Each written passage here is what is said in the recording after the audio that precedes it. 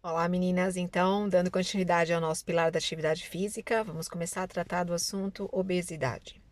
A obesidade é a quarta doença, não é? Naquela escala sugerida pela Organização Mundial de Saúde, que mais mata pessoas em todo o mundo. A obesidade, segundo a Organização Mundial de Saúde, é definida como o excesso de gordura corporal em quantidades que determinam prejuízos à saúde.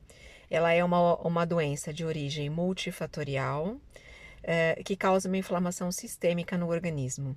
Normalmente, o obeso é diabético, é hipertenso, tem doenças cardiovasculares e metabólicas associadas, tem já alguma propensão a ter cancros, ou seja, tem as três doenças que mais matam no mundo, que nós já vimos anteriormente, ou seja, é um fator, a obesidade é uma doença, não é? Não é um padrão social, um rótulo, mas é uma doença grave que precisa ser tratada.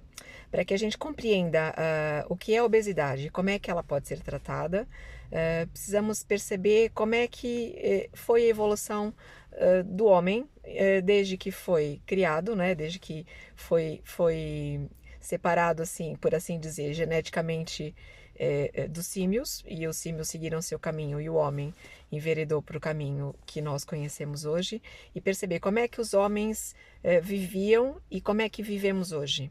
Como é que foi a nossa evolução ao longo desses 4, 5 milhões de anos em que nós estamos aqui vivendo de maneira humanizada, digamos assim. Então, eu vou só vos dar aqui alguns dados para que a gente possa refletir sobre como é que funciona o nosso corpo e o que é que nós estamos fazendo com ele, ok? Para terem uma ideia, o primeiro homem, não é, que se conhece, chamava-se Australopithecus. Era um ser humano assim, pequenino, pesava assim uns 30 quilos, era bem baixinho e era aparentemente sedentário. Viviam em florestas, se movimentavam pouco, estavam sempre protegidos pela vegetação e tinham comida de forma abundante. Depois, o segundo homem conhecido foi o Homo habilis. Foi quando já surgiu a necessidade de utilizar as mãos, o clima sofreu uma alteração muito grande, houve um superaquecimento global, como está tendo agora, houve naquela altura. A vegetação da floresta desapareceu e transformou-se em savana, e houve a necessidade do homem passar da posição quadrúpede para a posição bípede, para não só se proteger da ação dos raios solares, porque já não tinha tanta sombra, como também para ver por cima da vegetação possíveis predadores e também possíveis perigos, não é?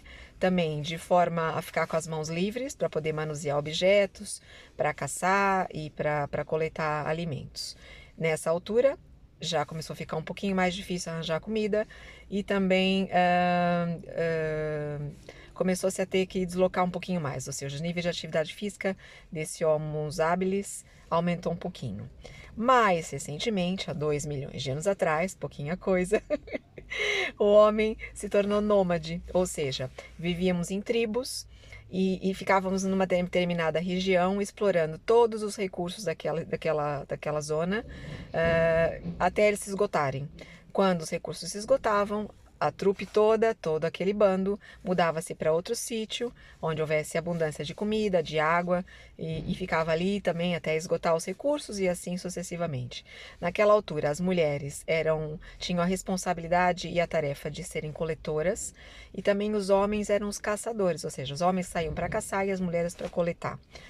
Para que conseguissem encontrar comida, que nem sempre era fácil e nem sempre conseguiam, e quando conseguiam não dava para toda a gente em abundância, ou seja, havia muita escassez, eles tinham que se deslocar com muita distância, ou seja, andavam cerca de 30 a 40 quilômetros em média por dia, tanto os homens quanto as mulheres, para poder encontrar comida, né? E como eu disse, nem sempre era de sucesso a campanha.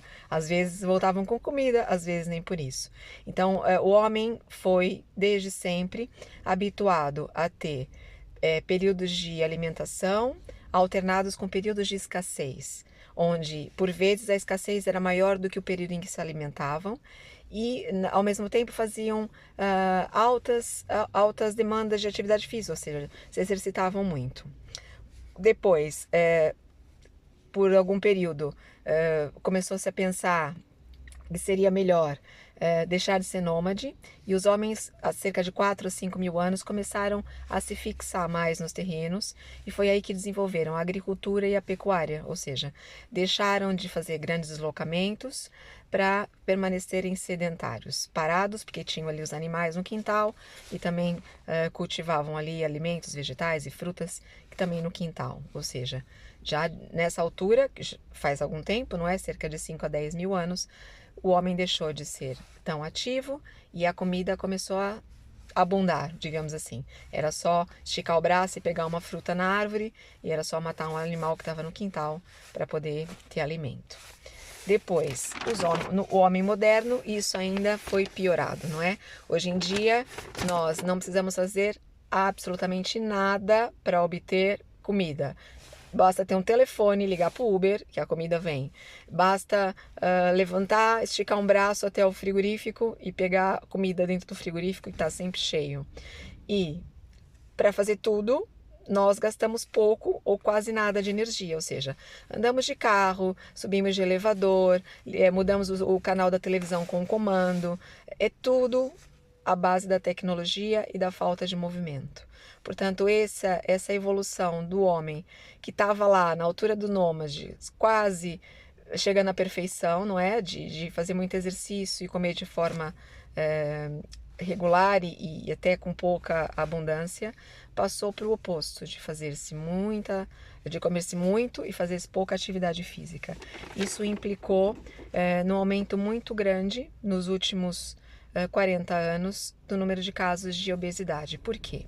Porque, embora hoje o homem seja o dobro do tamanho do Australopithecus, lá do 4, 5 milhões de anos atrás, o nosso gasto calórico, o nosso gasto de energia em repouso, nosso metabolismo basal, que a gente chama, diminuiu, ou seja, naquela altura, embora sedentário, o Australopithecus e mesmo o Homo habilis e os erectus, os que vieram depois, os sapiens, eles gastavam muito mais energia em repouso, ou seja, eles tinham um organismo preparado e geneticamente feito, digamos assim, para gastar muita energia em repouso, e depois os que faziam mais atividade também gastavam muita energia em atividade física, ou seja, o gasto calórico total em repouso mais atividade física era sempre muito elevado. E hoje em dia, embora o nosso gasto calórico em repouso do homem seja similar ao do Homo sapiens, o nosso gasto em atividade física se reduziu a quase zero. Só para terem uma ideia, olha, o gasto energética em repouso do Homo sapiens era 1.604 calorias. Do homem moderno é 1.643, ou seja, é quase igual.